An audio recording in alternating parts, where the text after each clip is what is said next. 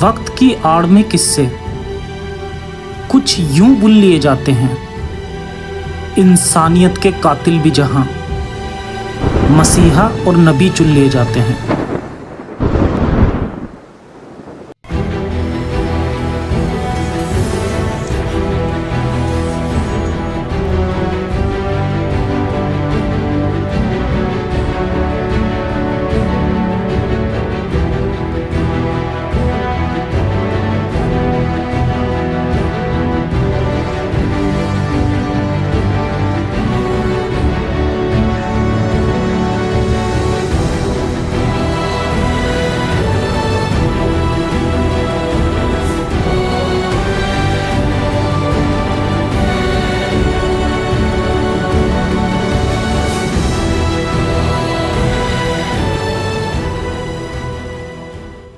بنو قریظہ کی کہانی، یہ اس سیریز کا پہلا ایپیسوڈ ہے۔ حالانکہ اس سیریز کا مقصد کیول مدینے میں ہوئے بنو قریظہ اور اس سے پہلے کی کچھ گھٹناؤں کو پیش کرنا تھا، لیکن ریسرچ کے دوران مجھے لگا کہ اس کے پہلے کا کچھ اتہاس کور کرنا بھی بہت ضروری ہے تاکہ محمد صاحب کی کردار کو ٹھیک سے جانا جا سکے۔ اس لیے اب میری کوشش ہے کہ محمد صاحب کے نبی بننے کا دعویٰ کرنے سے لے کر بنو قریظہ تک کی گھٹنا کو اس میں بتانے کی کوشش کی جائے۔ باقی اسلام سے پہلے کا عرب اور محمد صاحب کے نبوت کے دعوے تک کا اتہاس پھر کبھی کسی اور ویڈیو یا سیریز میں بتایا جا سکتا ہے۔ تو اب ہم اس میں اسلامک ہسٹری کو شروع سے جاننے کی کوشش کریں گے کہ آخر کیا وجہ ہوئی کہ محمد صاحب مکہ چھوڑ کر مدینہ ہجرت کرنے کو تیار ہوئے، اور کیا وجہ بنی کہ مدینہ والوں نے انہیں سچا نبی مان کر مدینے سے یہودیوں کا نام و نشان مٹا دیا۔ یہ پورا واقعہ اسلامک کتابوں میں بہت ہی تفصیل سے لکھا ہے، اور اس کے علاوہ علی سینا کی لکھی کتاب انڈرسٹینڈنگ محمد میں بھی حضرت محمد کی سائیکولوجی اور اس واقعے کو اسلامک اسکرپچرز کے ریفرنسز کے ساتھ لکھا گیا ہے۔ اور اس سیریز میں آپ علی سینا اور ظفر ہیریٹک کو ایک ساتھ سن رہے ہیں، وہ بھی اسلامک ہسٹری کے ریفرنسز کے ساتھ۔ اس سیریز کی لینگویج کو ریسپیکٹ فل اور ایزی رکھنے کی کوشش کی گئی ہے تاکہ یہ آسانی سے سبھی کو سمجھ آ سکے۔ اس کے ساتھ میں یہ ڈسکلیمر بھی دے دوں کہ اس پوری ہسٹری میں حضرت محمد اور ان کے ساتھیوں کی جو مینٹیلٹی بتائی گئی ہے وہ آج کے وقت کے ہر مسلمان سے میل نہیں کھاتی، بلکہ سچ تو یہ ہے کہ خود زیادہ تر مسلم اس سچائی کو نہیں جانتے، اور یہ سیریز انہی کو سچائی دکھانے کے لیے بنائی جا رہی ہے تاکہ وہ اپنے عقیدے کے جھوٹ سے باہر نکل کر چین اور سکون کی زندگی جی سکیں اور اس سماج میں چین و امن قائم ہو سکے۔ تو بنا وجہ اپنے مسلم دوستوں سے ریلیشن خراب نہ کریں، کیونکہ ہر انسان ایک جیسا نہیں ہوتا، بلکہ سچ تو یہ ہے کہ اسلام سے سب سے زیادہ پریشان تو آج کے انجان مسلمان ہی ہیں۔ تو کوشش کریں کہ اس سیریز کی سبھی ویڈیوز کو زیادہ سے زیادہ لائک شیئر کر کے انہیں اس اندھیرے سے باہر لائیں۔ تو سب سے پہلے اس ایپیسوڈ میں دیکھتے ہیں حضرت محمد اور ان کے ساتھیوں کی مکہ سے مدینہ کو ہجرت، یعنی مکہ چھوڑ کر مدینہ بس جانا، اور مدینے والوں کا اسلام قبول کرنے کا اصل سیاسی مقصد۔ مکہ میں حضرت محمد صاحب کا رویہ۔ جب حضرت محمد کی عمر 40 سال کی ہوئی تب انہوں نے پہلی بار اپنے آپ کو اللہ کا بھیجا ہوا پیغمبر بتانا شروع کر دیا، اور اسی وقت سے ہی یہ لوگوں کی نظروں میں کھٹکنے لگے۔ ان کی اس سے پہلے کی زندگی کیسی تھی اس کے بارے میں زیادہ ڈیٹیلز اسلامک کتابوں میں نہیں ہیں، بس یوں کہا جاتا ہے کہ یہ بہت ہی اچھے کریکٹر کے انسان تھے، اور مکہ والے بھی انہیں بہت ہی سچا اور کبھی نہ جھوٹ بولنے والا انسان مانتے تھے، جو کہ کہی سنی باتوں سے زیادہ اور کچھ نہیں ہے۔ حضرت محمد کا اصل کریکٹر کیسا تھا یہ ہمیں نبوت کے بعد سے پرکھنا ہوگا۔ تو آئیے دیکھتے ہیں نبوت کے بعد سے لے کر مدینے میں قبضہ کرنے تک کی ان کی کہانی۔ مکہ میں حضرت محمد اور ان کے بنائے گئے مذہب اسلام پر کبھی لوگوں نے زیادہ دھیان نہیں دیا تھا۔ آج کے غیر مسلموں کی طرح ہی اس وقت کے مکہ والے سبھی مذہبوں کے ساتھ مل کر رہتے تھے۔ یہ مکہ ایک ایسی جگہ تھی جہاں اس جگہ پر کسی کو اس کے مذہب کی بنیاد پر اس کا قتل عام کیا گیا ہو ایسا کبھی نہیں سنا گیا، کیونکہ مکہ کے مشرک بہت ٹولرنٹ ہوا کرتے تھے اور بہت زیادہ سیکولر تھے۔ جب حضرت محمد نے مشرکوں اور ان کے خداؤں کا مذاق بنایا تو یہ مکہ کے لوگوں کے لیے برداشت سے باہر تھا، اس لیے ان لوگوں نے حضرت محمد اور ان کے ساتھیوں سے دوری بنا لی۔ انہوں نے فیصلہ لیا کہ حضرت محمد اور ان کے ساتھیوں کو نہ تو کوئی چیز بیچیں گے اور نہ ان سے کچھ خریدیں گے۔ ان کا یہ بائیکاٹ قریب 2 سال تک چلا۔ اس سے اس وقت کے مسلمانوں کو کافی دقت آئی، پر یہ بائیکاٹ کسی خون خرابے جیسا نہیں ہوتا ہے، اس لیے ہم اس بائیکاٹ کو ظلم و ستم نہیں کہہ سکتے ہیں۔ ظلم و ستم تو وہ تھا جو ان کے فالوورز نے غیر مسلمانوں کے ساتھ کیا، اور خاص کر کے وہ قتل عام جو انہوں نے بنو قریظہ کے لوگوں کے ساتھ کیا، جسے ہم اس سیریز کے آگے کے ایپیسوڈز میں جانیں گے۔ خیر، مکہ میں حضرت محمد یا مسلمانوں پر ظلم و ستم کا کوئی ثبوت نہیں ملتا ہے، پھر بھی مسلمان ایسا دعویٰ کرتے ہیں کیونکہ حضرت محمد نے یہ دعویٰ کیا تھا۔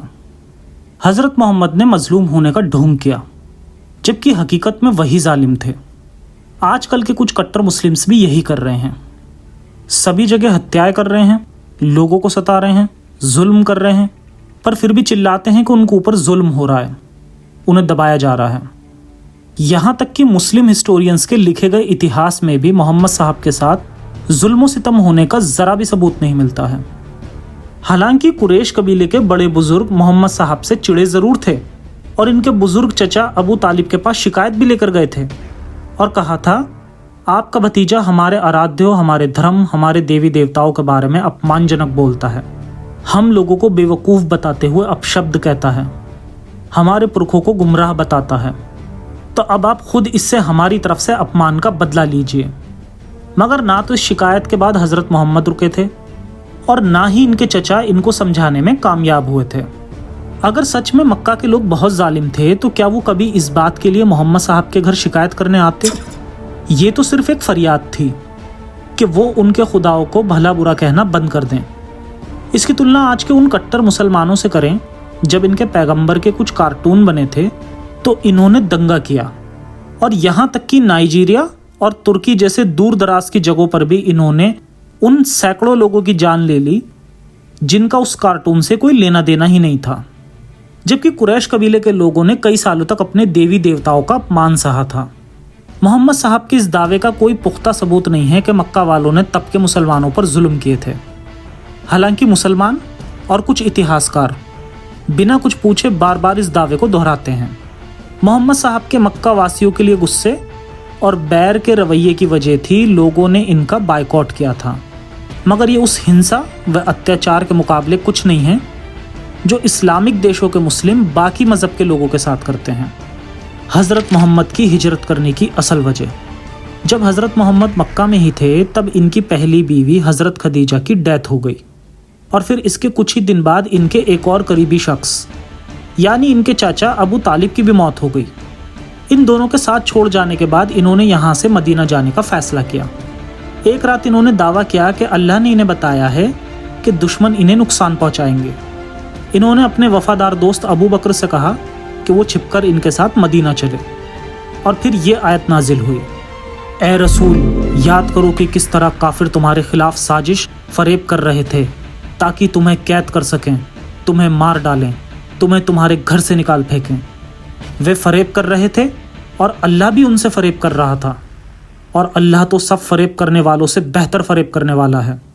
اس آیت سے معلوم ہوتا ہے کہ اللہ بھی صرف اندازہ لگا رہا تھا کہ مکہ والے حضرت محمد کے خلاف سازش رچ رہے ہیں، لیکن اللہ خود بھی اس بارے میں پکا نہیں تھا کہ یہ آیت ایک ڈرے ہوئے مانسک بیمار انسان کے اندر کے ڈر کو ظاہر نہیں کرتی ہے۔ محمد صاحب جب تک مکہ میں رہے مکہ واسیوں کو تانا مارتے رہے اور اسی طرح ان کے مذہبوں کا اپمان بھی کرتے رہے، جیسا کہ آج کل کے کچھ کٹر مسلمان کرتے ہیں، پھر بھی مکہ واسی انہیں برداشت کرتے رہے۔ محمد صاحب کے ان جھوٹے دعووں کے علاوہ اس بات کا کوئی ثبوت نہیں ہے کہ مکہ واسیوں نے حضرت محمد کو کوئی نقصان پہنچایا ہو۔ خیر، انہوں نے پہلے اپنے کچھ ساتھیوں کو مدینہ پہنچنے کو کہا، مگر ان کے کچھ ساتھی مکہ چھوڑنے کو تیار نہیں تھے۔ تب محمد صاحب نے ترنت ایک آیت گڑھ لی اور کہا کہ اگر نہیں گئے تو انہیں جہنم میں جگہ ملے گی، اور تب وہ جانے کو مجبور ہو گئے۔ حضرت محمد نے جب اپنے ساتھیوں سے مکہ چھوڑنے کو کہا، اس سے وہ لوگ جن کے بچوں یا غلاموں نے اسلام قبول کر لیا تھا پریشان ہو گئے، گھبرا گئے۔ کچھ غلام بچ کر بھاگتے ہوئے پکڑ لیے گئے اور ان کی پٹائی کی گئی، مگر اسے کسی بھی صورت میں مذہبی ظلم و ستم نہیں کہا جا سکتا۔ مثال کے لیے جب بلال پکڑا گیا جو کہ ایک کالا غلام تھا تو اس کے مالک امیہ نے اس کو پیٹا اور زنجیروں سے باندھ دیا، مگر بعد میں ابو بکر نے اسے خرید لیا۔ بلال کو مذہب بدلنے کے لیے سزا نہیں دی جا رہی تھی، बल्कि इसलिए दी जा रही थी क्योंकि वो भाग रहा था और इससे उसके मालिक को आर्थिक नुकसान हो रहा था। और भी किस्से सुनाए जाते हैं कि मुसलमानों को उनके परिवारों ने पीटा क्योंकि उन्होंने इस्लाम कबूल कर लिया था, मगर ये सारी बातें हकीकत से बहुत दूर हैं। हालांकि जिस तरह बिलाल पर जुल्म हुए उसे देखकर भी मोहम्मद साहब ने कभी भी गुलामी रोकने की जरा भी कोशिश नहीं की, बल्कि जब हजरत मोहम्मद के हाथ में हुकूमत की लगाम आई तो उन्होंने हजारों लोगों को जबरन गुलाम भी बनाया। खैर, मक्का छोड़ने के मोहम्मद साहब के इस हुक्म से इन्हें सामाजिक नुकसान हुआ। हजरत मोहम्मद ने मक्का छोड़ने का हुक्म दिया तो इससे मक्का के लोगों के साथ इनके रिश्ते और ख़राब हो गए। लोगों को मक्का छोड़ने का हुक्म देने और उनके मज़हबों का मजाक उड़ाने की वजह से हजरत मोहम्मद अपने ही लोगों के बीच नापसंद किए जाने लगे। हालांकि मक्का के लोगों ने इन्हें मज़हब की बुनियाद पर कभी परेशान नहीं किया। मुस्लिम स्कॉलर अक्सर करके बहुत से बेबुनियाद दावे करते हैं जिसकी कोई हकीकत नहीं है। मक्का के मुशरिक लोग अक्सर करके दूसरे मजहबी लोगों के बिलीफ पर कभी भी चोट नहीं पहुंचाते थे, जिसका सबूत है काबा में 360 मूर्तियों का होना, और ये मूर्तियां अलग अलग कबीलों और अलग अलग मजहबी लोगों की थीं। उस समय अरब में यहूदी, ईसाई, जोराष्ट्रियन और सभी तरह के मज़हब के लोग रहते थे। ये सभी आज़ादी से अपने मज़हब को फॉलो करते थे। इतना ही नहीं, अरब में उस वक्त हज़रत मोहम्मद की तरह और भी कुछ झूठे पैगंबर थे जो अपने मज़हब को फैलाने की कोशिश कर रहे थे। लेकिन इस्लाम के आने के साथ ही अरब में मजहबी इंटॉलरेंस पैदा हुई। मगर जहाँ तक बात है हिजरत की, तो मक्का वालों ने नहीं बल्कि हज़रत मोहम्मद ने ही मुसलमानों को अपना घर छोड़ने को कहा था। और इतना ही नहीं, उन्होंने ही लालच देते हुए ये भी वादा किया था, जिन्होंने काफिरों का दमन सहते हुए अल्लाह की राह में अपने घरों को छोड़ा, हिजरत की, उन्हें हम बिना शक दुनिया में अच्छी जगह बैठाएंगे। तुम लोग परवरदिगार पर भरोसा रखोगे तो इनाम इससे भी बेहतरीन होगा। यह आयतें साफ इशारा कर रही हैं कि हिजरत का असल मकसद क्या है। यानी मक्का वालों ने इन्हें नहीं भगाया था, बल्कि ये लोग खुद हज़रत मोहम्मद की धमकियों और लालच से मक्का छोड़ने पर मजबूर हुए थे। और इस आयत में तो मोहम्मद साहब अपने सहाबियों को ही इस्लाम छोड़ने या मक्का वापस जाने पर कत्ल करने की धमकी दे रहे हैं। वह तो चाहते हैं कि जिस तरह से वो काफिर हुए हैं उसी तरह से तुम भी काफिर हो जाओ, फिर तुम एक जैसे हो जाओ। तो उनमें से किसी को अपना साथी ना बनाना जब तक वे अल्लाह की राह में हिजरत ना करें, और फिर वो यदि इससे फिर जाएं तो उन्हें जहां पाओ पकड़ो और उनका कत्ल करो, और उनमें से किसी को अपना साथी और मददगार मत बनाओ। मोहम्मद साहब ने यह सब इसलिए किया ताकि वे सहाबियों को परिवार से अलग थलग करके उन पर काबू कर सकें और उन पर अपने उसूल थोप सकें। जब कभी कोई इंसान अपने परिवार और दोस्तों से अलग होकर ऐसे संप्रदाय में शामिल होता है जहां हर शख्स अगर ऐसी कंडीशन में हो तो उसके लिए सही या गलत का सवाल उठाना मुश्किल होता है, और उस फ्रस्ट्रेशन में भी वो दूसरों का कत्लेआम करने के लिए राजी हो जाता है। मदीना वालों ने इस्लाम कबूल क्यों किया? जिस रात मोहम्मद साहब अपने वफादार साथी अबू बकर के साथ मदीना गए, तभी से इस्लामिक कैलेंडर की शुरुआत हुई। मदीना में हज़रत मोहम्मद ने पाया कि वहाँ के अरबी मक्का वालों के मुकाबले में कमज़ोर थे। दूसरा फ़ायदा ये था कि यहाँ के लोग इनके उस कैरेक्टर के बारे में बिल्कुल नहीं जानते थे जो मक्का के लोग भली भांति जानते थे। इसलिए मदीना में हज़रत मोहम्मद के इस पैगाम को कबूल कर लिया गया। इसके अलावा एक और बड़ी वजह मिलती है जिससे मदीना वालों ने इस्लाम क्यों एक्सेप्ट किया। असल में मोहम्मद साहब अरब के पहले पैगंबर नहीं थे। अरब के दूसरे हिस्सों में भी पैगंबर मोहम्मद साहब के जैसे ही नबूवत का दावा करते रहते थे। इन लोगों में सबसे जाना पहचाना नाम मुसैलमा का था, जो इनके कुछ साल पहले ही पैगंबर के रूप में खुद का पैगाम लोगों को सुना रहा था। और मुसैलमा अपने कबीले और अपने लोगों के बीच में काफ़ी मशहूर था, जबकि इस्लाम के पैगंबर मोहम्मद का अपने ही कबीले और शहर में सबसे ज़्यादा विरोध हुआ। हैरानी की बात यह है कि सिजा नाम की एक औरत भी पैगंबर होने का दावा कर रही थी, और उनके भी सहाबियों की तादाद अच्छी खासी थी। ये दोनों पैगंबर भी हज़रत मोहम्मद की तरह ही एक ही खुदा अल्लाह की तरफ बुला रहे थे। इस बात से ये भी साबित होता है कि इस्लामी हुकूमत आने से पहले अरब में औरतों के पास न केवल ज़्यादा अधिकार थे बल्कि वे ज़्यादा सम्मानित भी मानी जाती थीं। बाकी पैगंबरों ने अपने मज़हबों को फैलाने के लिए ना तो बहुत ज़्यादा खून खराबा किया और ना ही लूटपाट की, बल्कि हकीकत में ये पैगंबर ना ही कबीले जीतना चाहते थे और ना ही अपनी हुकूमत खड़ी करना चाहते थे, बल्कि बाइबल की परंपरा के पैगंबर केवल खुतबे देने और लोगों को एक खुदा की इबादत करने की दावत देते थे। अरब के पैगंबरों में केवल हज़रत मोहम्मद ही ऐसे थे जो जिहाद में यकीन रखते थे। यहाँ तक कि बाकी के झूठे पैगंबर एक दूसरे के खिलाफ भी नहीं थे। ये पैगंबर तो एक दूसरे का साथ देते थे। मदीना के लोगों ने हजरत मोहम्मद का इस्लाम आसानी से इसलिए नहीं कबूल कर लिया कि ये उन्हें सच्चा मजहब लगा, बल्कि इसलिए क्योंकि मदीने के लोग यहूदियों से नफरत करते थे। मदीने में उस वक्त यहूदियों के कई कबीले थे और यहूदी अपने मजहब को बाकियों से बेहतर मानते थे। ये यहूदी लोग बाकी अरबों के मुकाबले में ज़्यादा पढ़े लिखे और इनके मुकाबले में खुशहाल ज़िंदगी जीने वाले लोग थे। और यही कारण था कि अरब में यहूदियों से लोग जलते थे, क्योंकि ये बाकियों के मुकाबले में ज़्यादा कामयाब थे। ताज्जुब की बात यह है कि ये फैक्ट आज भी हम देखते हैं कि इसराइल के मुकाबले में आज भी पूरा अरब हर मामले में इनसे कमज़ोर है।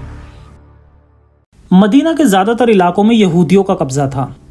ये शहर यहूदी शहर था और मदीना में यहूदी व्यापारी, सुनार और बाकी मामलों में भी आगे थे, जबकि अरबी लोग मजदूर थे और यहूदियों के लिए यहाँ मजदूरी करते थे।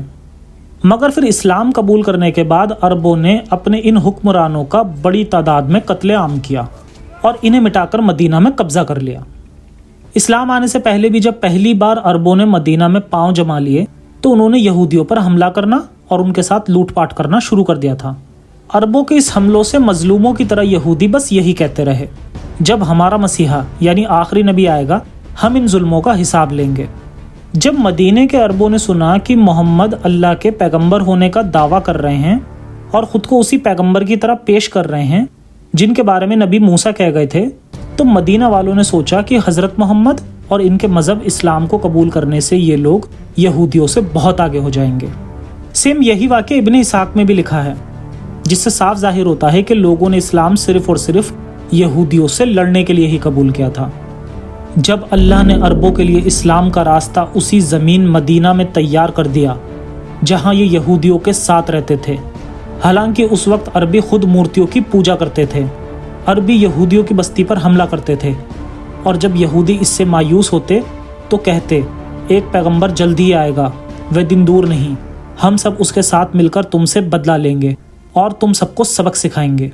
इसलिए जब मदीना के अरबों ने नबी मोहम्मद के बारे में सुना तो उन्होंने एक दूसरे से कहा, ये वही पैगंबर है जिसका नाम लेकर यहूदी हमें धमकियाँ देते हैं। इस पैगंबर के मज़हब में हम यहूदियों से पहले ही चले जाते हैं। यानी इस्लाम के फैलने की यही हकीकत है कि यहूदियों के मसीहा के आने का इनका यकीन इस्लाम की ताकत बना और यही अरब में यहूदियों के कत्लेआम की वजह बना। ये रीज़न ना होता तो इस्लाम वैसे ही बेमौत मारा जाता, जैसा कि दूसरे संप्रदायों के साथ हुआ भी था। यानी अब ये बहाना नहीं दिया जा सकता कि मदीना वालों ने इनके अच्छे कैरेक्टर की वजह से इस्लाम कबूल किया। अगर ऐसा होता तो सबसे पहले इस्लाम कबूल करने वाले मक्का के लोग होते, ना कि मदीने के लोग। मदीना वालों ने सिर्फ सियासत और अपने ज़ाती फ़ायदे के लिए ही मोहम्मद साहब के मज़हब को कबूल किया था और फिर इन लोगों ने एक साथ मिलकर जिहाद करके बाकियों पर भी ज़बरदस्ती अपना मज़हब थोपना शुरू कर दिया। मोहम्मद साहब ने गैर मुस्लिमों पर हमले को उसी तरह जायज़ ठहराया जिस तरह आजकल के जिहादी विक्टिम कार्ड खेलकर कत्लेआम, विस्फोट व आतंकी कार्रवाइयों को अंजाम देते हैं। इन्होंने दावा किया कि गैर मुस्लिम मुसलमानों को सता रहे हैं और उनके खिलाफ जंग छेड़ रहे हैं, जबकि हकीकत ये थी कि जैसे ही मोहम्मद साहब के फॉलोअर्स की संख्या ठीक हो गई और उनके आदमी उनके लिए हथियार उठाने को तैयार हो गए तो उन्होंने हर जगह लोगों से जिहाद करना शुरू कर दिया। मोहम्मद साहब के दावे में कॉन्ट्राडिक्शन साफ जाहिर है। एक आयत में मोहम्मद साहब अपने सहाबियों से मदीना कूच करने को कहते हैं और साथ ही मदीना नहीं जाने का इरादा रखने वाले अपने ही साथियों को मौत और जहन्नम की धमकी भी देते हैं। तो वहीं दूसरी आयत में हज़रत मोहम्मद झूठा दावा करते हैं कि मुसलमानों को ज़बरदस्ती मक्का से निकाला गया था। कुछ मुस्लिम्स भी मिडल ईस्ट में अपने बीच रहने वाले गैर मुस्लिमों को सताते हैं, डराते हैं, माइनॉरिटीज़ का सफाया करते हैं और फिर वो खुद को मजलूम के रूप में पेश करते हैं और ऐसा दिखाते हैं कि मानो बाकी सब उन पर जुल्म कर रहे हैं। पीड़ित होने के इसी दावे के सहारे ये गैर मुस्लिमों पर जिहाद करने को सही ठहराते हैं। तो ये थी असल हकीकत कि खुद उस वक्त के मुसलमानों ने ही खुद मोहम्मद साहब से डर के ही हिजरत की थी, न कि मक्का वालों से डरकर। और मदीना वालों ने इस्लाम यहूदियों से नफरत के चलते एक्सेप्ट किया था, न कि उनके कैरेक्टर की वजह से। इसके अगले एपिसोड में हम जानेंगे कि जब इनके फॉलोअर्स की तादाद बढ़ने लगी तो किस तरह इन्होंने छोटे छोटे कबीलों पर हमला करके निहत्ते लोगों को भी बिना वजह मारना शुरू कर दिया और उनके बाद बनु कुनैका और बनु नाजिर के साथ जुल्म करने की असल वजह, और फिर बनु कुरैजा की वो दिल दहला देने वाली कहानी जो नबी को एक नबी तो क्या, एक अच्छे इंसान के रूप में भी पेश नहीं करती।